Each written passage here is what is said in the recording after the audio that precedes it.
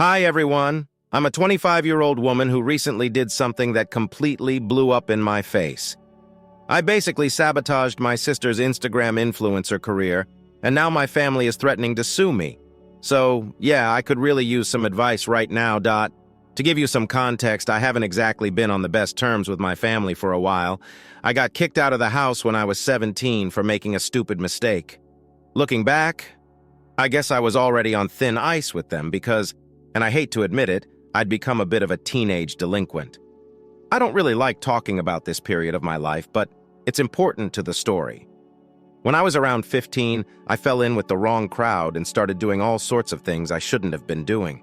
Underage drinking, smoking, even pot.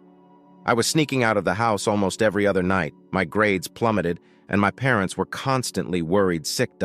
They tried to punish me, grounded me for weeks, but it only made everything more thrilling. I knew I wasn't supposed to be doing any of it, and that just made it more exciting. My sister Kelly, who was 21 at the time, was practically an angel in comparison. She wasn't doing anything particularly special, but at least she was following the rules. This rebellious phase of mine went on for almost 2 years. My parents tried everything to get me to stop, but I thought I was so cool, and I never listened. I was failing out of school, and my family was incredibly disappointed in me. But they still didn't send me away because they didn't want anyone to find out about my behavior. Then, when I was 17, things took a turn for the worse. My friends and I were out drinking one night, and on a dare, I decided it would be a great idea to vandalize a cop car. Unsurprisingly, we got caught, and I ended up in juvie for 6 months. That was a huge wake-up call.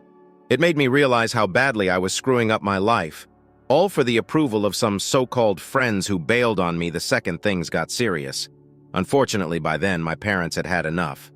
They didn't want anything to do with me anymore. I can't really blame them, but I still think it was pretty harsh of them to kick me out right after I got back from juvie. I'd already served my time, I didn't need this, but I couldn't stop them. And just like that, I was out on my own. I had nowhere to go. Most of my relatives wanted nothing to do with me, and I certainly wasn't going to turn to my friends after they'd abandoned me. That left my grandparents. The problem was, my maternal grandparents lived out of state, and my dad's parents lived in the suburbs, which was a huge distance from my school and everything I knew. But I didn't have any other options. I didn't want to go to the cops and report my parents for kicking me out, even though I was still a minor. I developed a fear of the law after my run-in with the police. Plus, I wasn't even sure if anything could be done about it, since I was only a few months away from turning 18 anyway. So, with no other choice, I went to my grandparents and asked for help. Luckily, they took me in, but that didn't mean life suddenly became easy. I missed my parents terribly, especially since they hadn't even spoken to me while I was in juvie. I was completely alone there, and my grandparents weren't exactly warm and fuzzy. They were strict disciplinarians, but I guess I needed that at the time. I got depressed. I had to switch high schools, repeat my senior year because I'd missed so much of it, and I was really behind in my classes. I had no friends, my parents weren't speaking to me, and my grandparents had only taken me in out of obligation. There wasn't much love or affection. Naturally, I felt pretty lonely. But I worked hard. I got into a decent college, took out student loans, worked my way through, and did my best to turn my life around. As soon as I graduated, I started paying my grandparents back for everything they'd done for me. I also got incredibly lucky. After 2 years of job hunting, I landed a position as a graphic designer at a pretty successful firm. I discovered in my senior year of college that design was my passion, and I was good at it. I'd worked hard and it was paying off. I was young, but I was doing well for myself, and I was proud of how far I'd come. The only thing that continued to bother me, even after all these years, was the fact that I hadn't been able to make amends with my parents. It's not that I hadn't tried. I'd reached out to them several times over the years, but I never had any luck. I understood why they were still angry, but it still hurt. I was only 17 when I made that mistake. They could have forgiven me, or at least tried to reconnect with me after I started getting my life together. But that never happened, and I eventually learned to accept it. Then, out of the blue, they contacted me. My mom found me on Instagram and sent me a message saying she wanted to invite me over for dinner so I could reconcile with the family. She said it had been a long time, everyone missed me, and they thought I'd been punished enough. I was thrilled. I immediately accepted the invitation, completely unaware of what they actually had in store for me. I arrived at my parents' house the next day with a bouquet of flowers and a box of chocolates, feeling a mix of excitement and nervousness. Dinner started off well enough. We were laughing, reminiscing about old times, and I was starting to feel like maybe, just maybe, things were finally going to be okay. I filled them in on my life, how I was doing, what I was working on, and even got a little emotional talking about how much their message had meant to me. But then, as we got to dessert, the atmosphere shifted.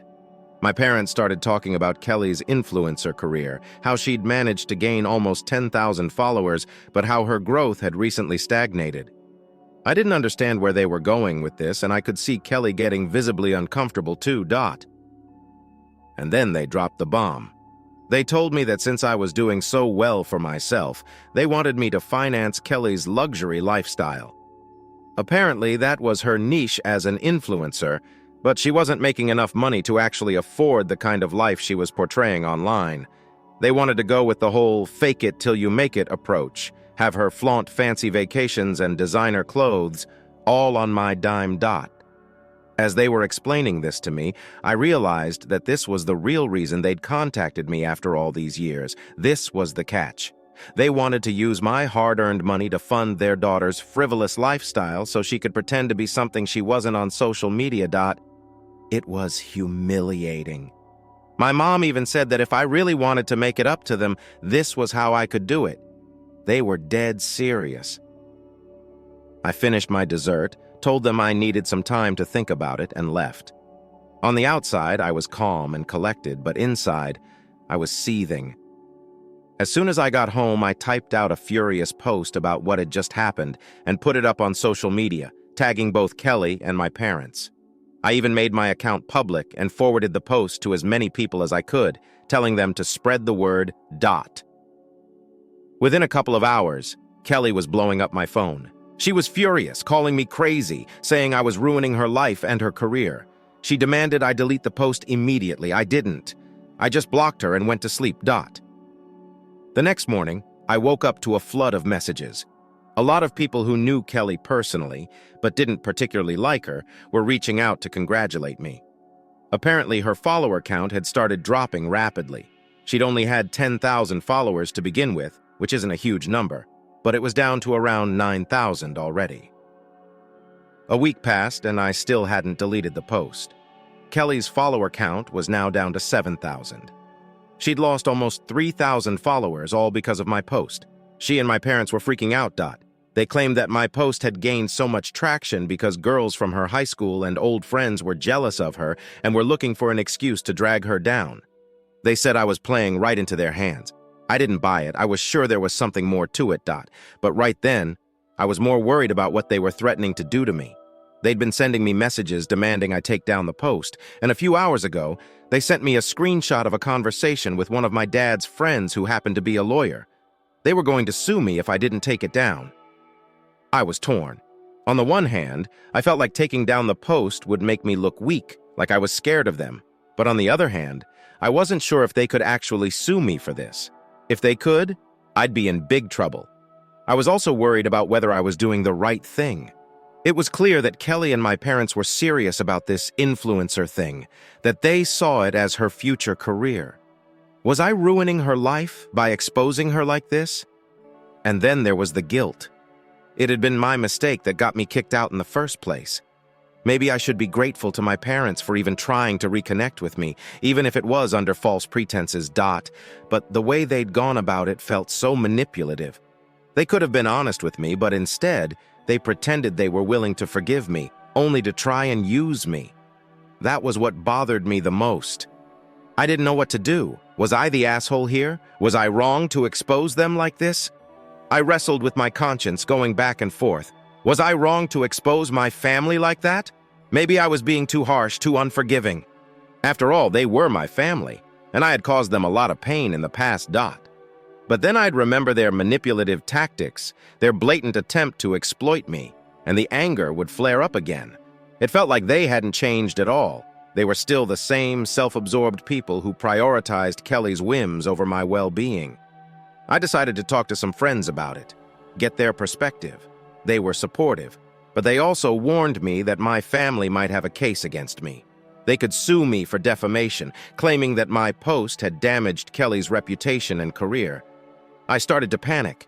I didn't have any concrete evidence to back up my claims. It was my word against theirs, and given my history, they could easily paint me as the unstable one, the troublemaker with a grudge.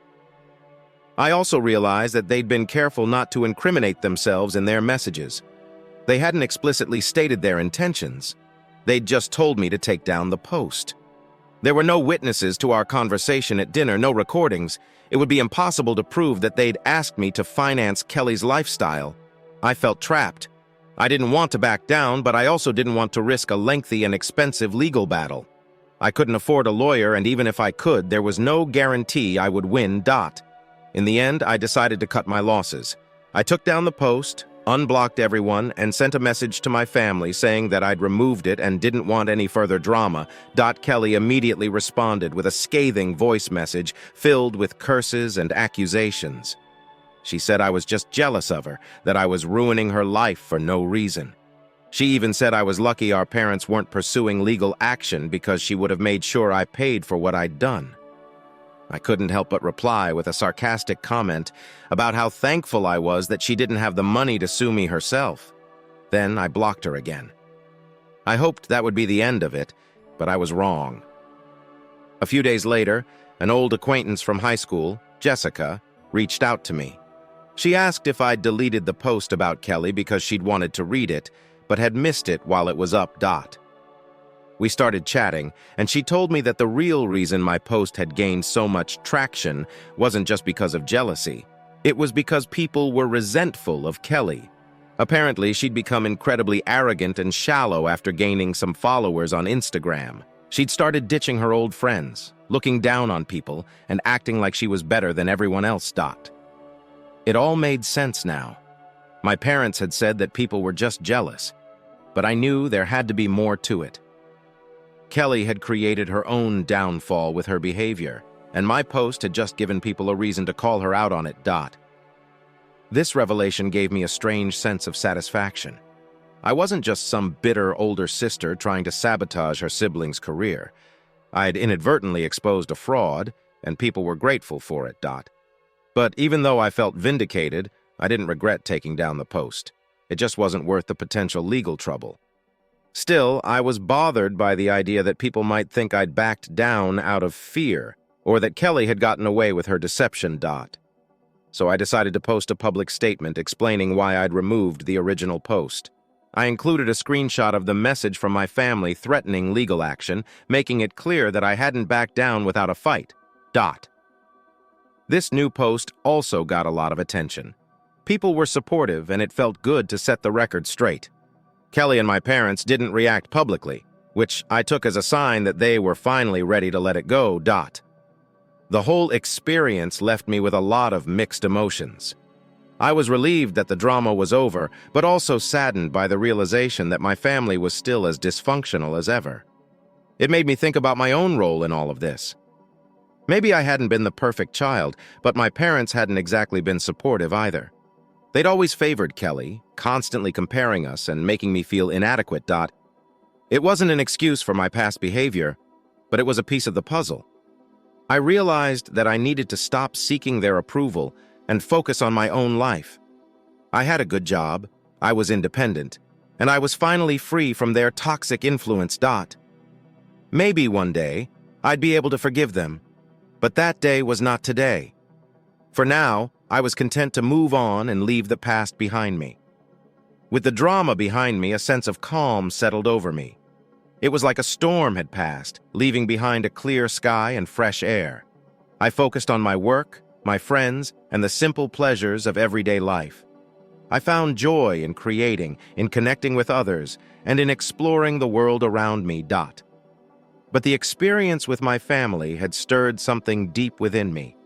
It had forced me to confront old wounds, to re-examine my past, and to question the narratives I'd been telling myself for years. I realized that my rebellious teenage years weren't just about being a problem child. They were a cry for help, a desperate attempt to get my parents' attention, to feel seen and loved. Growing up, I'd always felt like I was living in Kelly's shadow. She was the golden child, the one who could do no wrong. I was the screw-up, the disappointment. My parents' constant comparisons and criticisms had chipped away at my self-esteem, leaving me feeling inadequate and unlovable.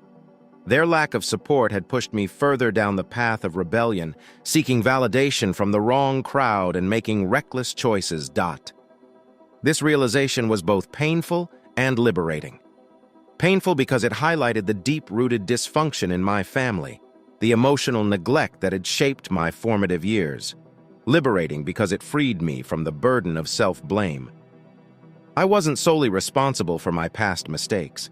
My parents had played a role in creating the environment that fostered my rebellion. They hadn't been emotionally available, hadn't provided the guidance and support I needed to navigate the challenges of adolescence. This understanding didn't excuse my behavior, but it allowed me to see it in a new light.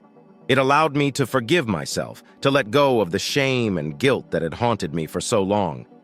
I started to heal. I sought therapy, talked to trusted friends, and journaled about my experiences. I explored mindfulness and meditation, learning to connect with my inner self and find peace in the present moment. I also started setting boundaries with my family.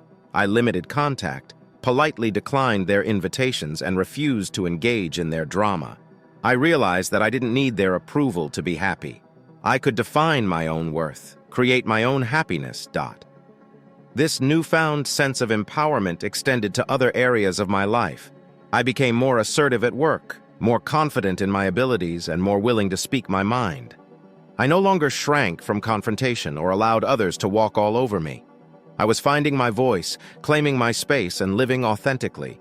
I was no longer the scared, insecure girl who craved her parents' love and approval. I was a strong, independent woman who knew her worth and wasn't afraid to stand up for herself. This journey of self-discovery was both challenging and rewarding. It required me to confront my deepest fears, to acknowledge my vulnerabilities, and to let go of old patterns of behavior. But it also allowed me to connect with my true self, to discover my inner strength, and to create a life that was aligned with my values and aspirations. I was grateful for this journey, for the lessons it had taught me, and for the person it was helping me become. I was grateful for the friends who had supported me, for the therapist who had guided me, and for the inner strength that had carried me through. I knew that the healing process wasn't linear. There would be setbacks, moments of doubt, and old wounds that would resurface. But I was committed to the journey, to the continuous process of self-discovery and growth. I was no longer defined by my past. I was defined by my resilience, my courage, and my unwavering belief in my own potential. I was the author of my own story, and I was determined to write a beautiful one. The sun rises, casting a golden hue across the cityscape. I stand on my balcony, breathing in the crisp morning air, a sense of gratitude washing over me. The city below is a symphony of movement and sound, a testament to the resilience of the human spirit. I think back to the tumultuous journey that brought me to this point, the teenage rebellion, the estrangement from my family, the drama with Kelly and the Instagram post, the painful realizations about my parents' emotional neglect. It's been a long and winding road, filled with both darkness and light. But I wouldn't trade it for anything. Every challenge, every heartbreak, every triumph has shaped me into the person I am today, stronger, wiser, and more compassionate. I quote, "V learned that forgiveness is not about condoning someone's actions, but about freeing myself from the burden of resentment. I've forgiven my parents not for their sake, but for mine. I've released the anger and hurt, allowing myself to move forward with a lighter heart." I quote, "V also learned the importance of self-love. For years, I sought validation from others, especially from my family, but I realize now that true acceptance comes from within. I am worthy of love and belonging, regardless of anyone else's opinion. This newfound self-love has empowered me to set healthy boundaries in all my relationships. I no longer tolerate disrespect or allow others to take advantage of me. I surround myself with people who lift me up, who see my worth, and who support my growth. My career is flourishing. I'm passionate about my work, and I'm constantly challenging myself to learn and grow. I've even started taking on freelance projects, which allows me to express my creativity and build my own brand. My friendships are deeper and more meaningful than ever before. I cherish the bonds I have with my friends who have been my rocks throughout this journey. They've celebrated my victories, offered comfort during my struggles, and reminded me of my strength when I doubted myself. I quote, V also discovered a love for adventure and exploration. I've traveled to new places, tried new things, and pushed myself outside my comfort zone. I've learned that life is too short to play it safe, and that the greatest rewards come from taking risks and embracing the unknown. The path ahead is still unfolding, but I face it with a sense of excitement and anticipation. I know there will be challenges, setbacks, and moments of doubt, but I also know that I have the strength and resilience to overcome them. I am grateful for the lessons I've learned, for the people who have loved and supported me, and for the journey that has brought me to this place of peace and self-acceptance. I am grateful for the opportunity to create a life that is authentic, meaningful, and filled with joy. The sun sets, painting the sky with vibrant hues of orange, purple, and pink. I stand on the threshold of a new chapter, my heart filled with hope and gratitude.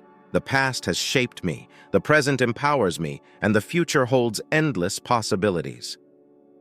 I embrace the journey with all its twists and turns, knowing that it is leading me towards my highest potential. I am ready for whatever comes next, with an open heart, a clear mind, and a spirit that cannot be broken. This is my story, and I am proud of its story, too. My dad remarried shortly after the divorce, which occurred over 12 years ago. My mother is a modest, good-hearted, and modest woman. My dad and my mom had a wonderful relationship until my stepmom came into his life and completely ruined it. Even though she is a loud and egotistical person, occasionally, my parents would quarrel and fight, but they would ultimately stop and everything would return to normal. While my mom was still with my dad and stepmother started dating after becoming acquaintances on social media. My mom confronted my dad after learning about it and informed him that she was leaving the marriage immediately. My dad remarried within a month after my mom divorced him in a matter of weeks. There were several reasons why I had never been fond of my stepmother. My stepmother would constantly criticize my mother and tell me what a horrible mother she was, not caring about her kid at all. She would hardly consider anybody but herself. She would always show herself correct, and my dad was kind of infatuated with her, agreeing with whatever she said. My main thought was to leave that place as quickly as possible since it had become a source of worry for me. It truly made things better when my dad and stepmom were blessed with a daughter. I would spend a lot of time with her since I liked her so much. She was about 2 years old when I left my parents' house, and I must admit that I missed her a lot, which made it hard for me to adjust. Moving out allowed me to make my own decisions and choose the person I truly wanted to spend the rest of my life with, which made life simpler. My mother began visiting and spending weekends with me. Since I had been missing her a lot, we would go shopping together and made sure to spend quality time. My stepmother contacted me when she learned that we were spending time together and said that I was putting my trust in the wrong person who had abandoned me to move on with her life. I listened to her till she finished without saying anything. My stepmother visited me the next day and brought pricey presents. When she went shopping, she couldn't help but buy them for me, she informed me. She didn't have to do that, I told her. She responded by saying that no one else cared about her. I didn't say anything, even though I understood why she was there with all those presents. My stepmother was powerless to stop me from continuing to spend time with my mother. She even tried to persuade me that her nephew was the ideal person for me to date. I advised her to concentrate on her own life as she had no authority over mine. As time went on, my stepmother continued to make shallow gestures in an attempt to impress me. She would purchase pricey presents for me, plan birthday surprises for me, and occasionally invite me to dinners. Even a child could tell. Although I was grateful for her efforts, how could I cut off my relationship with my mother simply because my stepmother was being kind? Because I was so devoted to my stepmother's 3 children at the time, I adored that she would leave them at my house whenever she had time to spare. I would like spending time with them and would never mind seeing them. My stepmother had to drop her kids off at my house one day so she could go out with her friends. My youngest brother was in my lap with his father, and we were sitting in the lounge watching a Disney film. When they knocked on my door and I answered, they informed me that they had to come look because someone had complained about the mistreatment of children at my house. They looked about once I let them in, and naturally there were no proofs, but that was because it was untrue. The CPS then departed after apologizing for the inconvenience. I immediately called my stepmother and informed her of the situation. She promised to see me as soon as possible. When she visited my home, I asked her who it may be after telling her the entire tale. After displaying a lack of knowledge, she quickly stated that it may be my mother. She was being crazy, I told her, and I didn't understand why she would ever do that. My stepmother suggested that I go to CPS because she believes my mother may not approve of the manner I've been forced to watch her children. I informed her that there was no chance because my mother was aware of my affection for my brothers. I called my mom to let her know that I wanted to visit my stepmother, who had gone with her kids. She was unaware that the children were at my house at the time, and I still don't think it could be my mother. In any case, my dad and my stepmother were the only two individuals who were aware of that. When my mother visited, I told her everything. In addition, I informed her that my stepmother had accused her of doing so. My mother claimed that sending CPS to my house was so childish, and she questioned why she would do anything at all. She said that she had no problem with me watching my brothers since she understood how much I loved them. I informed her that I had said the same thing to my stepmother, but she had thought it was you, as I still enjoyed spending time with them.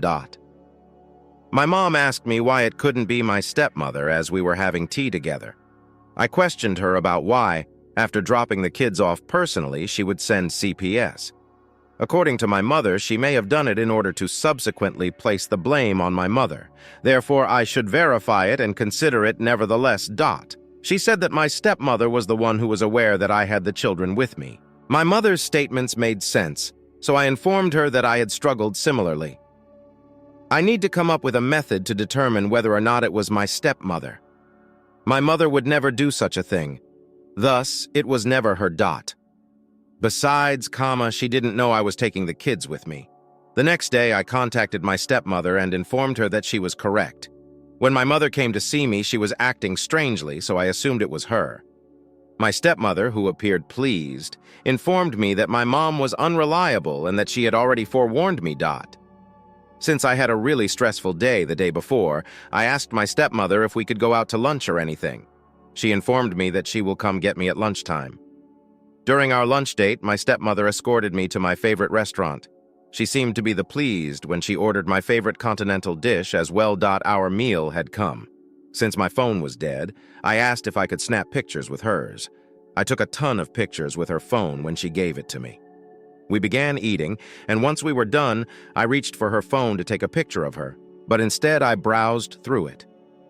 After searching Google for CPS, I discovered the numbers in her phone logs from the day before. It was verified that my stepmother intended to eventually place the blame on my mother. When we were finished, I requested her to drop me off at my house without reacting. When I told my mother that it was my stepmother, she claimed to already know because she had several reasons to do so. My stepmother was quite happy to see me when I went to see my dad the next day in the evening. She left me with my dad after telling me she would make tea for us. When I asked my father whether he was aware that CPS had sort of invaded my house, he had no idea. I explained everything to him, including the fact that my stepmother had orchestrated it. I advised him to check my stepmother's phone since he couldn't trust me. My dad looked through her phone right away, which was on the table. I requested him to look through the catalog when he discovered the Google history as well. When my stepmother returned from the kitchen, she was astounded to discover us on the phone. My dad lost his temper with her when she inquired about our activities. They had gotten into a heated argument, so I decided it would be best to leave. My dad called to tell me that he was ashamed of my stepmother's actions and promised to ensure that she would never organize such a scheme again. She only wanted me to despise my mother and be loyal to my stepmother, he added. This was the lowest I had anticipated from her, I informed him. I told my dad that she didn't have to come over and apologize when he said she would, as soon as the harm was done. During her visit, my stepmother revealed that she had been trying to capture my heart for years, but I was always drawn to my mother. I informed her that it would not absolve her of her actions. She asked for my forgiveness, saying she would never go to such lengths. I assured her that everything was okay and that I didn't harbor any resentment toward her, but I would never watch her children and would go to their house, even if I had to dot. That was the end of it. NTA, you had to figure out who was responsible for all of this, so you took the necessary action. Opie deserved to be free to choose the people she wanted in her life because she had been truthful with her siblings and had no resentment against anybody.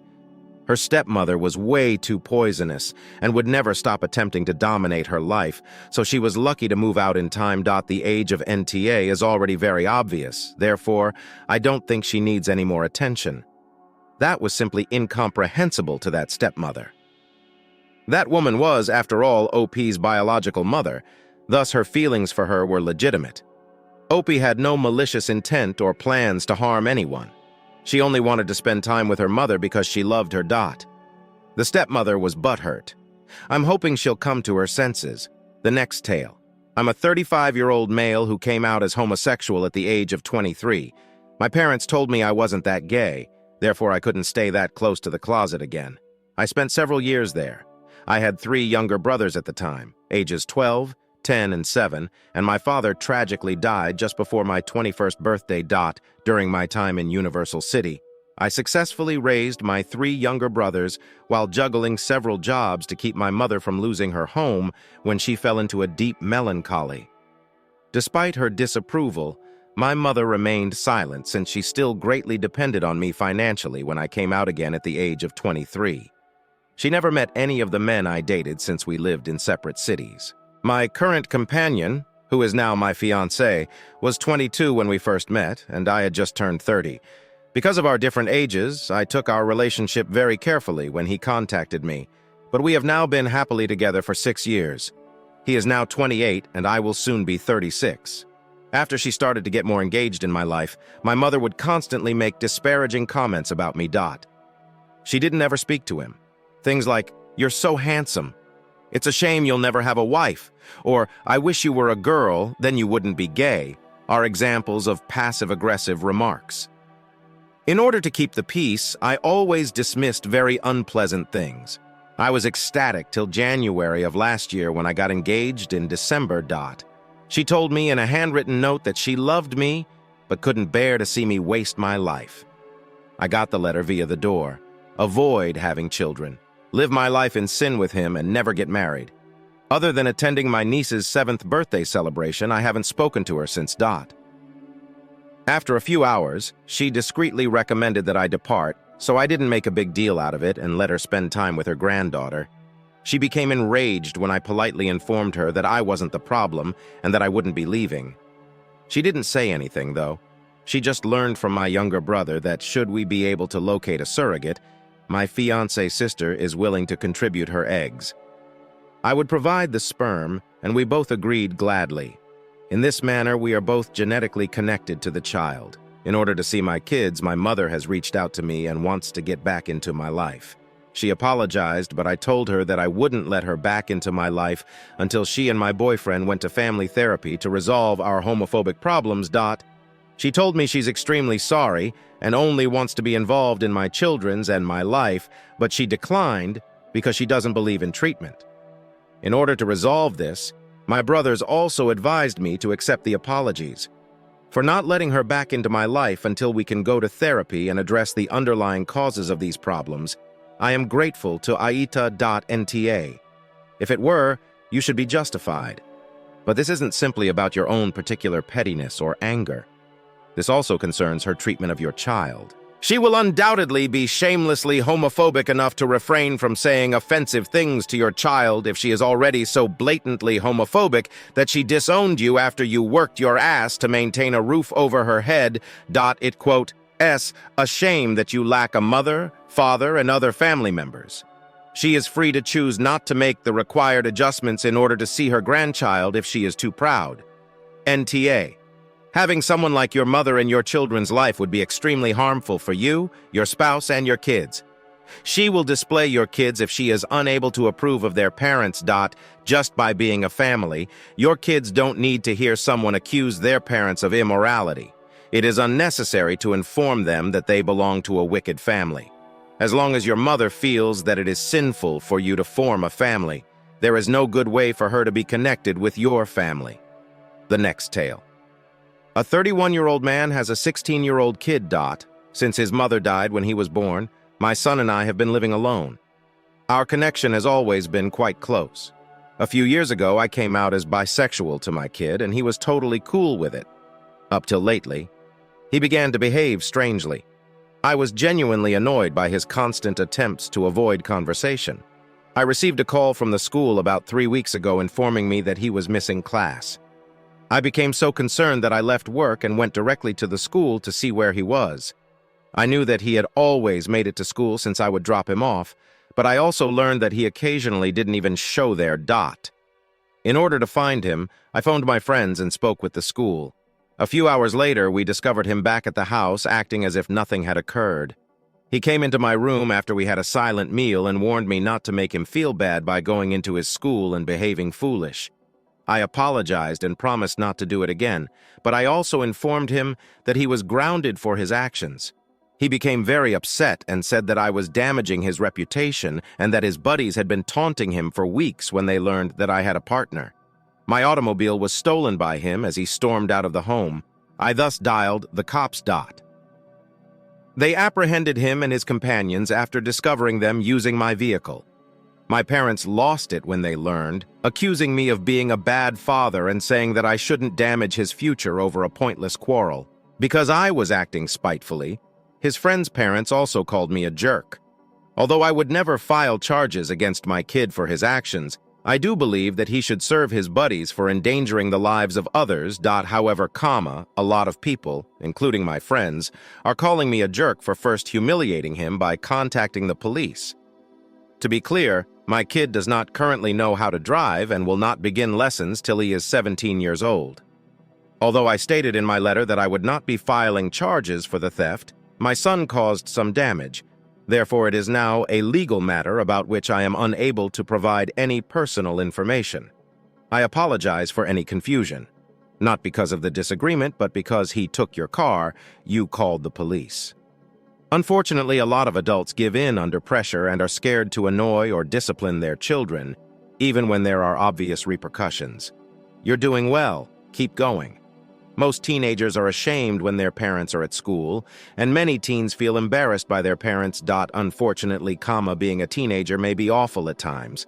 The law can argue that your careless parenting was a contributing factor if your kid was in an accident or was involved in reckless driving that resulted in damage and you hadn't notified the police.